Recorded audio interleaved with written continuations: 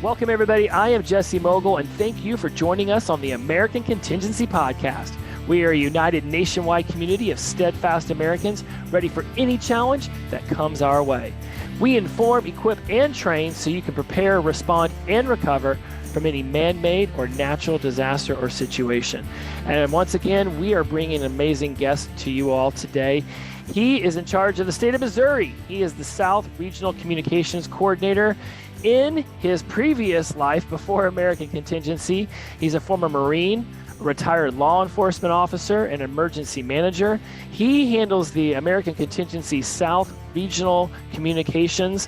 35 years. He was almost aghast when he realized he has 35 years of experience in the emergency communications world.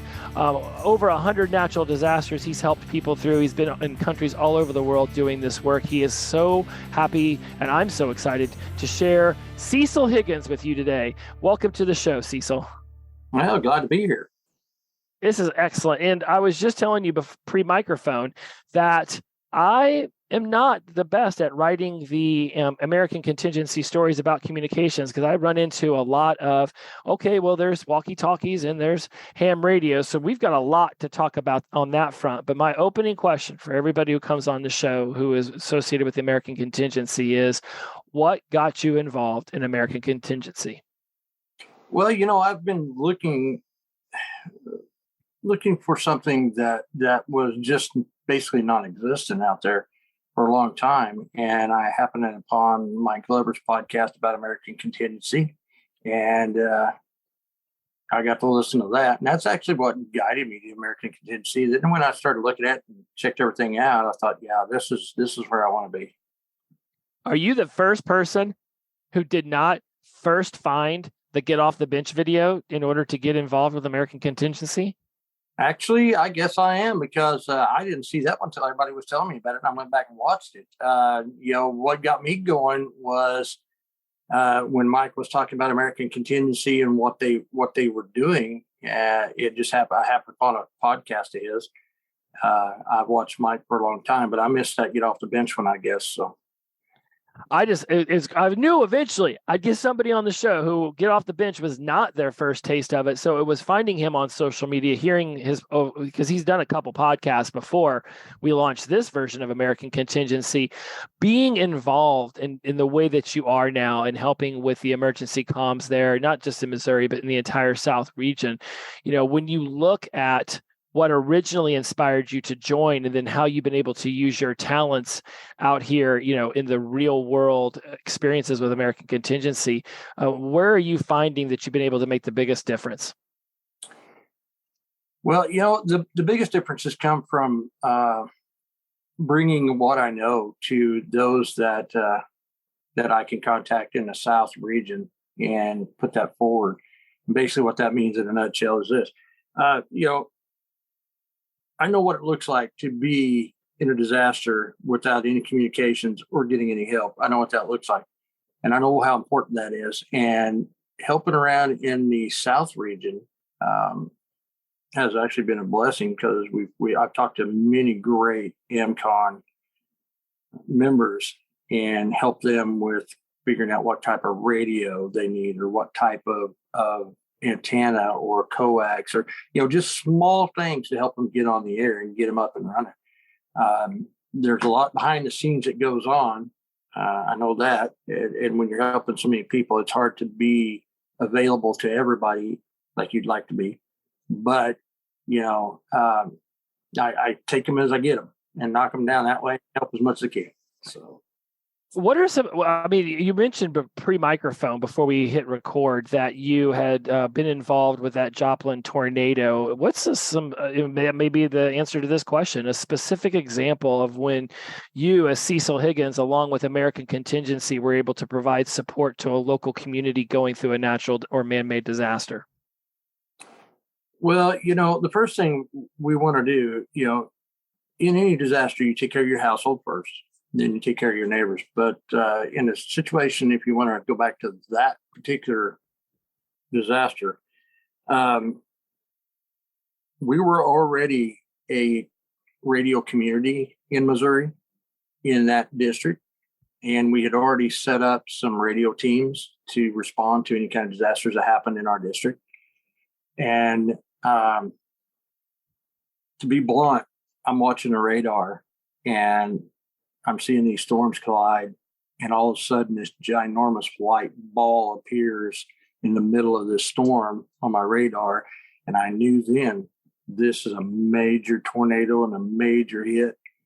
And, years of working with National Weather Service, chasing storms and doing storm reports for them and emergency radio for them and stuff, we have been taught and know how to read these radar indications. And then, and they're not hard. A lot of people know.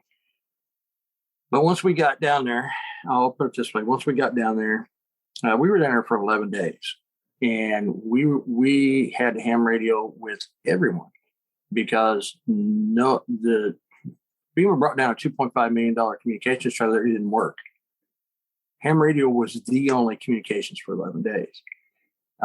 We pulled 4,000 people out of the rubble. Unfortunately, we lost 162. It was just real tough. It was just tough doing that. But the important thing is, getting yourself prepared before something happens, not wait until or after, because then it's too late. You're playing catch up and you're really behind the ball then.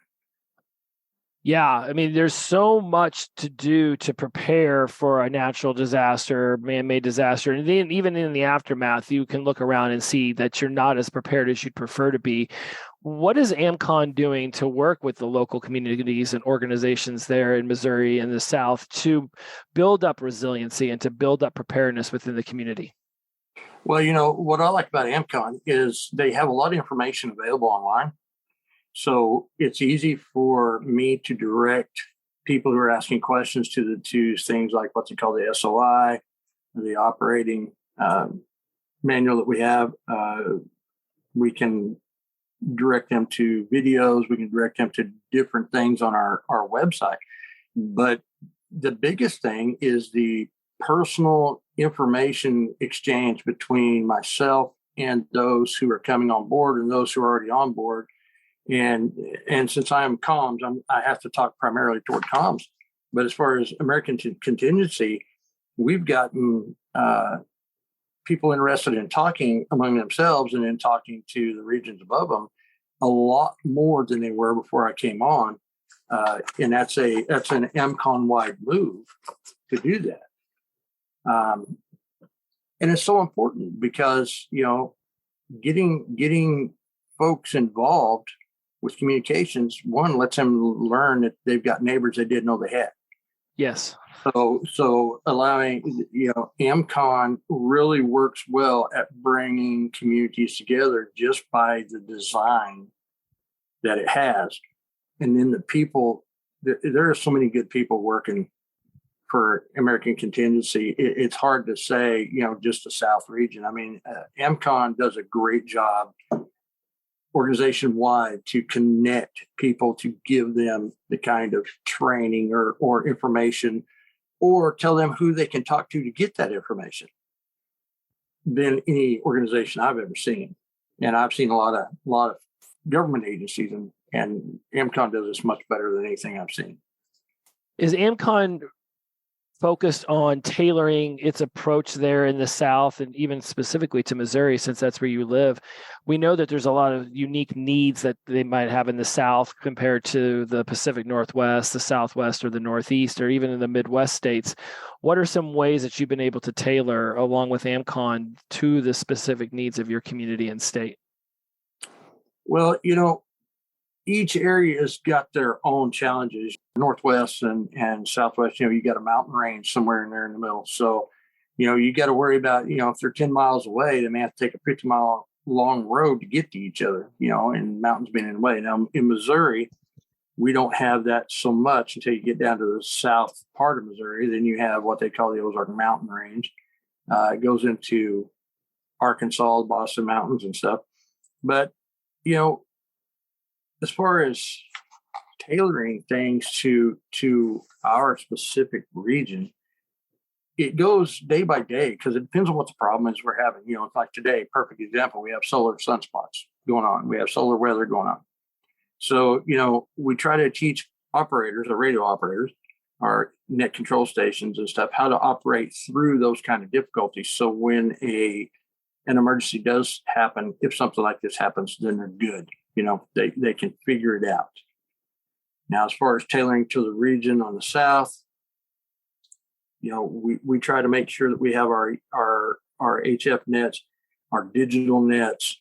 Of course, we do the Zello, which isn't exactly any kind of radio stuff, but it works. It works very well. So it's one of our primary communications.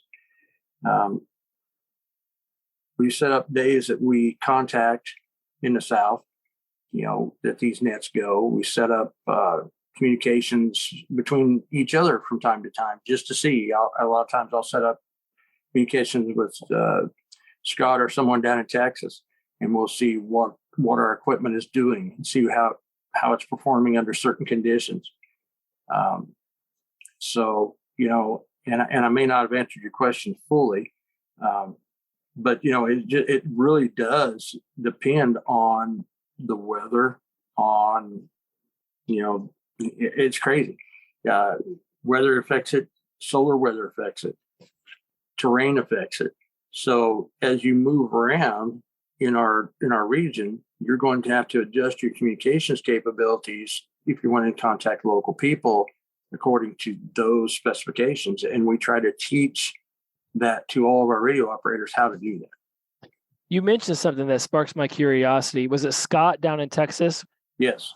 So do you set up it sounds like you have your operation pretty much ready to go at any point in time.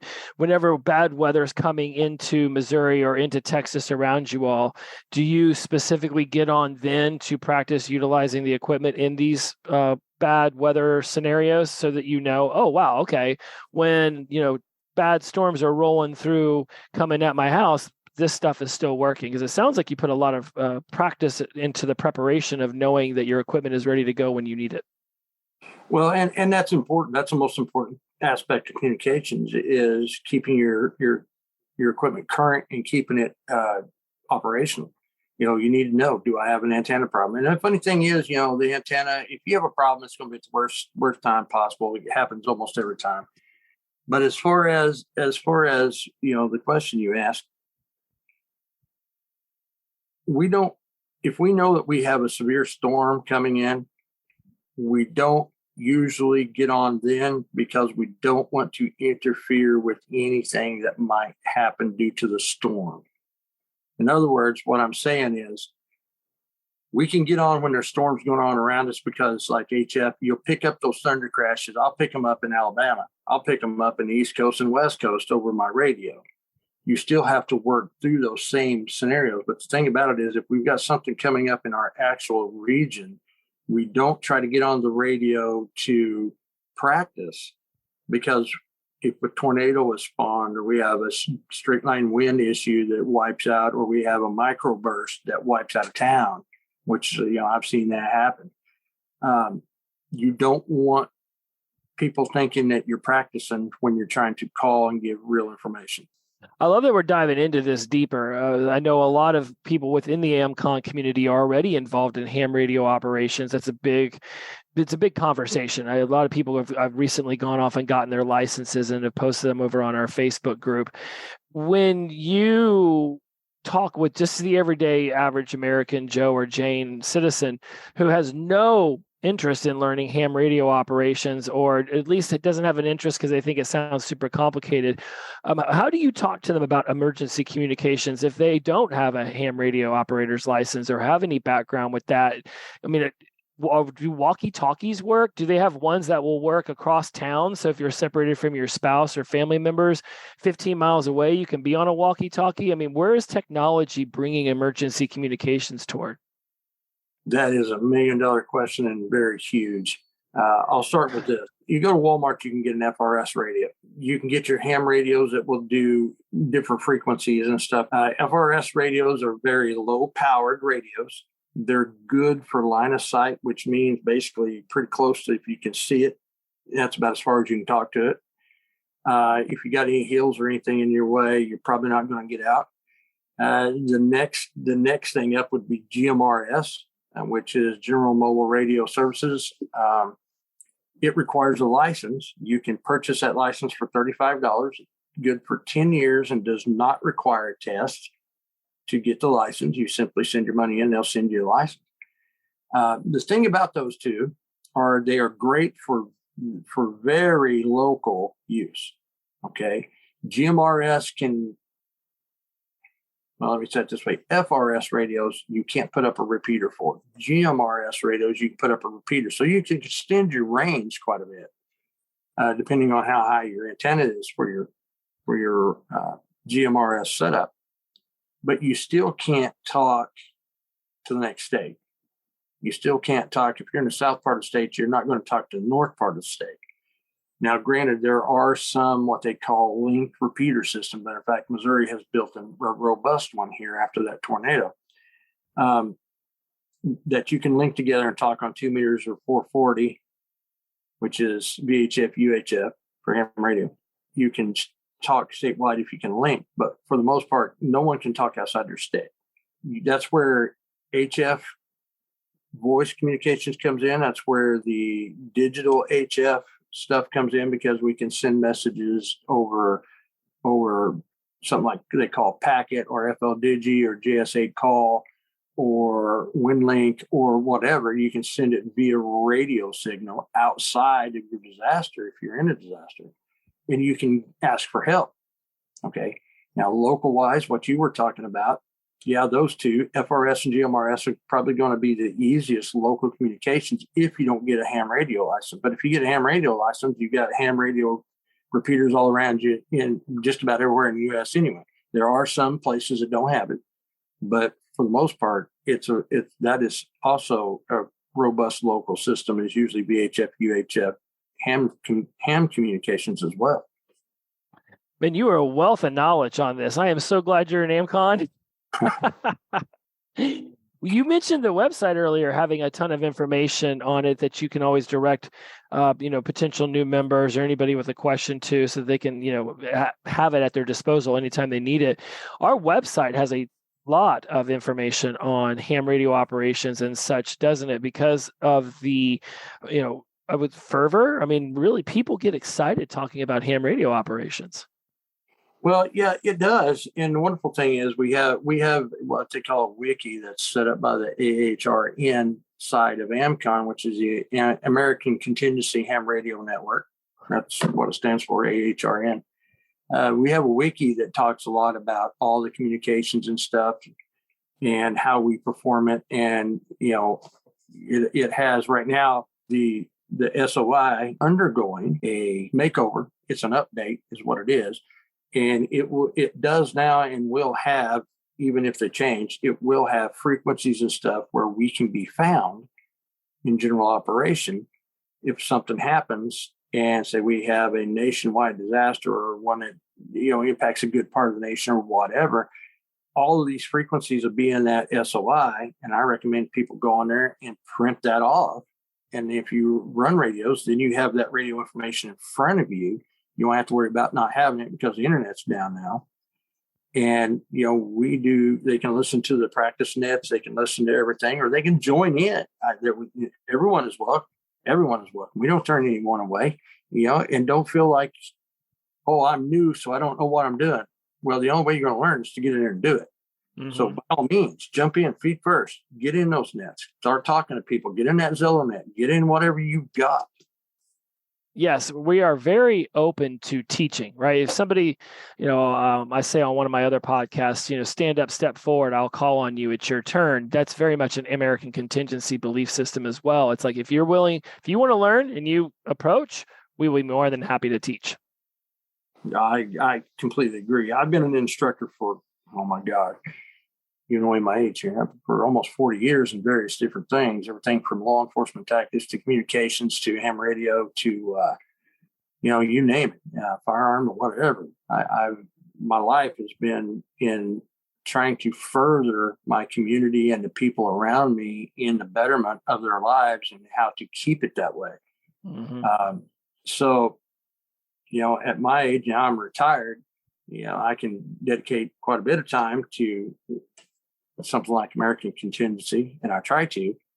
Um, the big thing is this, everyone has to understand that training is on our website. That training is there, or you can ask where you can get training, and a lot of us can direct you to the training you're asking about. And, definitely take advantage of that. I would say definitely take advantage of that. Yeah. Yes, because it's there. The information is there.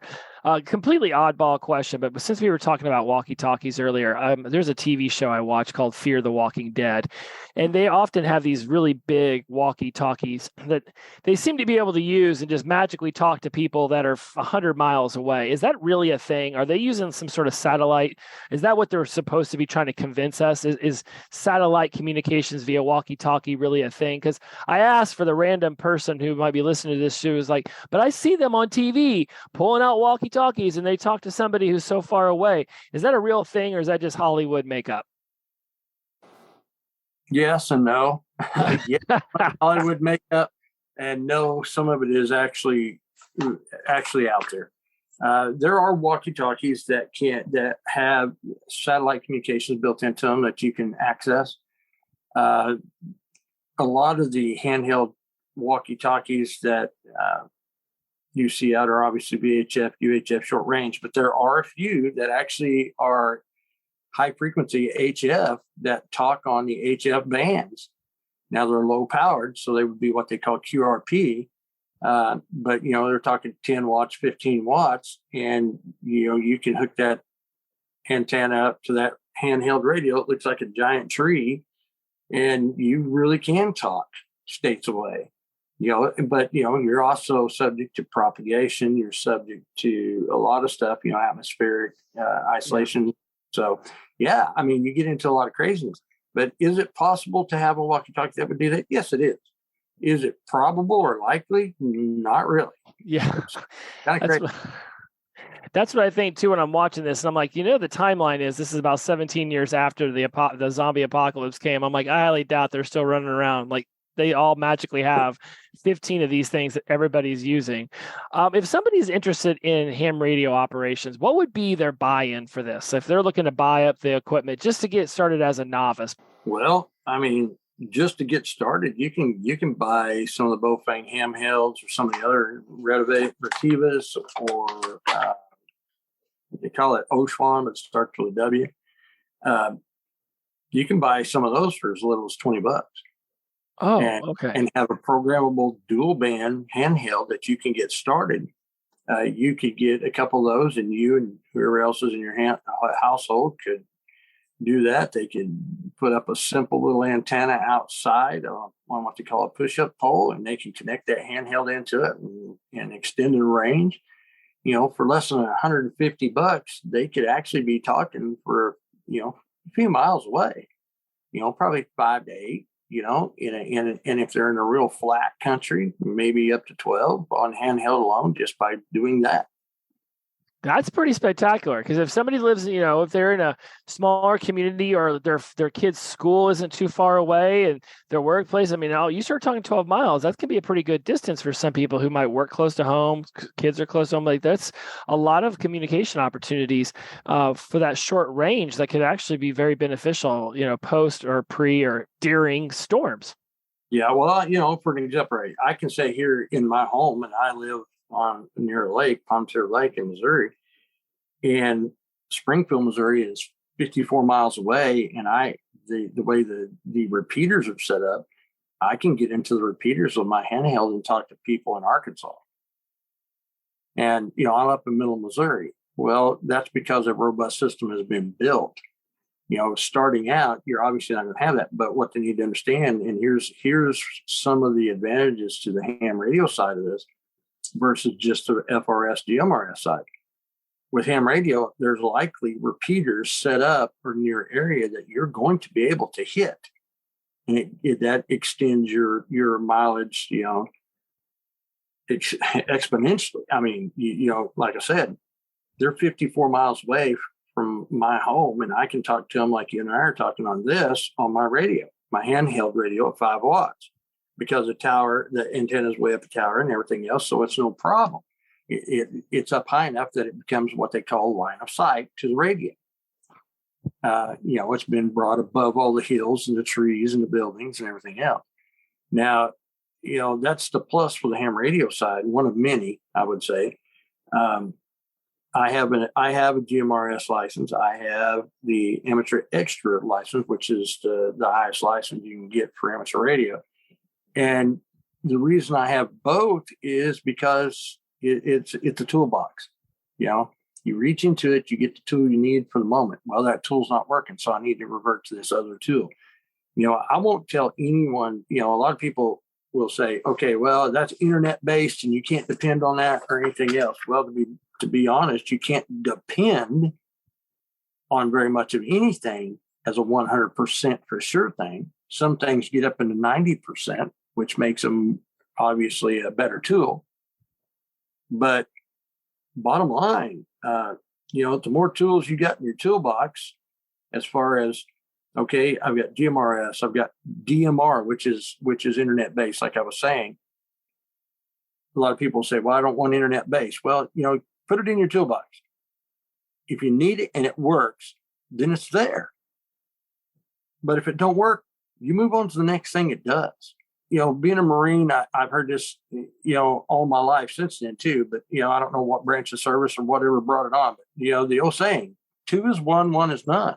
You don't want me to line up how many handhelds I have in front of me. I mean, I like 15 is 10 and, 10 is 2 and 2 is 1, and mobile units. I've got mobile units in every vehicle I have. I've got mobile units in go boxes. I've got HF units that I can carry with me that can do HF voice or HF digital. A lot of people say, well, you're just a nut. Well, okay, maybe, but I have yet to have a problem communicating in any disaster I've been in. Now, I've had some challenges to get it done, but I've never had a problem getting it done, if that makes sense. Yes. And I think after 100 natural disasters, you had mentioned, at the beginning that you had been through a lot of different disaster scenarios and you've helped with them all around the world. I think somebody like you having 30 who sees them as 15, who sees them as 7, who sees it as 3, which is 3 is 2 and 2 is 1 and 1 is none. You're like, yeah, maybe I need another handheld. And I love that you can actually do ham radio with just a handheld, because in my head, it still looks like that old ham radio operation my grandpa had up in the attic with, the whole setup and the microphone, the old school. Like, no, it's actually been, turned into a very mobile device that people can go off and get their hands on for $20-$30. And if there's enough repeaters around, which is just repeating the signal down the line, all of a sudden you're talking to a town 54 miles over and you have a lot more communication opportunities, which means you just have a lot more information. Why does communication matter? Well, information matters, and information about what's going on in the community, 2 cities over might very much be beneficial if you're looking for other people who have prepared to respond and recover, and you're looking to gather people up to help with resources in your own community. Over 100 of these things, Cecil, what is the one thing you have noticed that communities, no matter how much they feel like they've prepared, are not actually prepared for when it gets into the aftermath? What is something you have specifically seen that seems to be like a repeating pattern of things that weren't ready when they needed to be ready? Well, the biggest problem that I see is you get towns and counties and states that they come up with these plans, these emergency plans. They tabletop exercise them to death. Then they'll go out and maybe do a couple live exercises. And then when something happens, it completely breaks down. And the problem with that is their plan is too stringent. It's too stiff. It can't be flexible.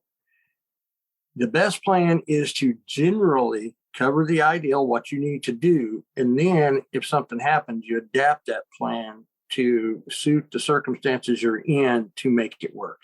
Mm-hmm. It has to be pliable. It has to be flexible. That's the biggest problem I've seen in a lot of these disasters we go into. They go in with this ideal, and 10 minutes into it, they're like, "Holy hell, that ain't going to work!" You're like, "Jeez, what's going on?" So the next thing I would say, as far as people, you were talking about. And I have to go back to something you said earlier. You were talking about how information is knowledge, but it's also comfort. When people can hear what's going on, you can reduce the panic in a situation immensely. Oh, well, here's what's going on over on Fifth Street, and we're coming this way, and you can do this by doing this. And people know it's there because they can hear it, they can respond to it. That's the biggest asset to communications in any kind of emergency situation. You want to know your family's okay. You want to know where the shelters are. You want to know where food is. You want to know where help is. If you're trapped in rubble and you had your radio with you before something happened and blew your house down, you can still try to communicate. You can let them know where you're at. You can let them know where to dig. I mean, and that sounds crazy, but I've had that happen. Yeah. So it may not just sound crazy. It may actually just be a fact of disaster.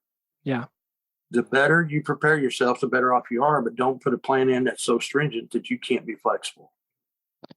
I love the bringing in that idea of if your plan is too rigid, then you've already set yourself up for some modicum of failure. And I believe Tom Grigsby brought up at the beginning of one of those episodes he was in at the beginning of the podcast, plans are worthless, but planning is priceless.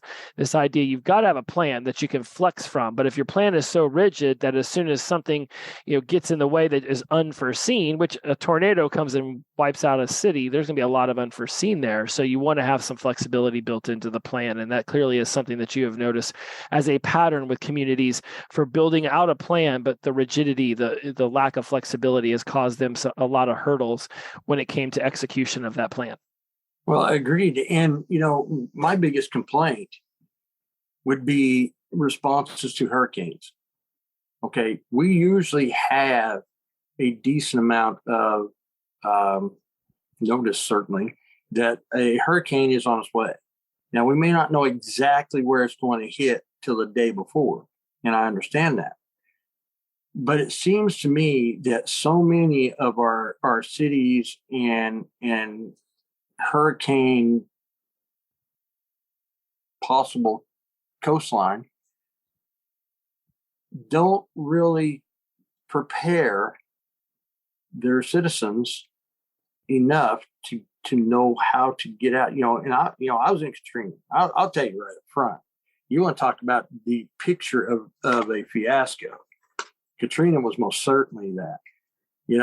We had failures to get people out of town that should have been out. And yes, New Orleans was there. Yeah. Man, we were telling them, look, you got to get these people out of here. You can't let them stay in this Superdome. You can't let them stay in these shelters. You can't let them. These are going to flood. We're going to, we're not going to be able to get to them after this is over for days. We're not even going to be able to fly anything in because loose debris will be flying around, and it's an endangerment to any kind of helicopter you'd want to fly in to drop anything. So it gets crazy. And people don't think about that. They think, oh, well, the next day they'll just bring in a helicopter and they'll drop this. Well, if you're in an area that the debris is so bad, helicopters have to hover to drop equipment, and they blow up debris. Anybody who's been in the military, been around them, knows exactly what I'm talking about. Mm-hmm. Been around them in civilian life, knows what I'm talking about. But the bottom line is, you can't say, well, they'll come get me afterwards, because as they learned, we can't come and get you afterwards. It's going to take days. We want to spend money on a lot of silly things to beauty this or beauty that, which I've got no problem with that. Once your emergency stuff has been settled and the money that needed to allocate fuel for buses or whatever is set in place, then that makes sense to me. Beautify whatever. But what good's having a pretty place going to be the day after a hurricane wipes it off the face of the map, and now we can't get to your children? Nobody wants to see it. Look, I got to be blunt about this one. Nobody wants to see their children hungry. Nobody wants to see their children injured and not be able to get help. No one wants. So we need to be smarter about this. We need to prepare better. We need to teach better. And that's what I love about American Contingency. That's what they're doing. Yes. That's why I love what we're doing here. So that's it in a nutshell. There's so much knowledge you have that I still feel like we haven't had a chance to touch upon. But people who listen to this show are coming here to learn more about disaster preparedness and emergency response. And for the novices out there, and anyone who just is always looking for more information to feel complete about what they are doing to prepare, what resources or tools do you recommend for those who are wanting to have that preparedness, that readiness, who want to learn more? What is a resource or tool that you would direct them to getting their hands on immediately, regardless if they're a novice or if they're an expert in this? Well, the first tool is going to be make a plan. That's the first tool. Make a plan to take care of your family. And then once they're secured, make a plan that can take care of your neighbors. But then you need to start looking at, in that plan, you need to have water, you need to have food. Now, FEMA will tell you for 3 days. I'm going to tell you no less than 7, because I've seen FEMA get on site and still not get to people for a few days, because have 7 days of water, 7 days of food available. And, you don't have to be eating fair pork ribs, just whatever it is, get you that much food and water put back. Get you a radio of some kind. Communications. Do not rely on your cell phone. If you have cell phone connection, Zello is great. I love Zello. It works great. It's a wonderful tool. But if you have no cell phone connection, then you need another way of talking. So you need to look at who's the ham clubs in my area, who's the GMRS radio clubs in my area. Who is in my town or in my neighborhood who does radio? Who can we hook up with? Who can we build a network with? Build those networks. You want someone outside of your area, way outside of your area, that you can contact with, where you can either call them on the phone or has another ham radio or whatever that you can call them to let them know how you're doing, what your status is. You need to be able to contact outside of the disaster where you were at. So plan somebody who's out of state or something, just to be able to talk to them at a certain time and on a certain way. If you don't hear me on the phone by 9 o'clock, then 9:15, get on this frequency on the radio and listen for me. Of course, that's an HF radio. Okay, that's what it's going to take. But you can make these connections all through AmCon, because we have all kinds of HF operators and stuff. So we can make these connections with friends and family. Water, food, communications, shelter. You got to figure out, hey, my house is no longer standing. Well, what am I going to do? Okay, well, have you some form of shelter that you can carry on your back. If you've got a couple people, then a tent will work. If you've got 5 or 6 kids and everything else, a bigger tent, maybe split the load between you, your wife, you and your oldest son or your oldest daughter, whatever, whoever's could carry the other half, split that load and then take care of yourself. Get out of where you're at, get yourself to a location, and if you know a disaster is coming, know where your local shelters are, know where they're at. Now out here where I live, the nearest shelter to me is either a ditch or the cellar in the backyard. There's no shelters out here in the middle of nowhere. So for those folks that listen to this, they're out in the middle of nowhere, to prepare a place to go. Make a place for you to go, take shelter, and then come out and take care of the world after. Those are all big tools, because those things, the sense of being able to overcome a disaster weighs heavily into the psychological mindset of surviving that disaster. Mm-hmm.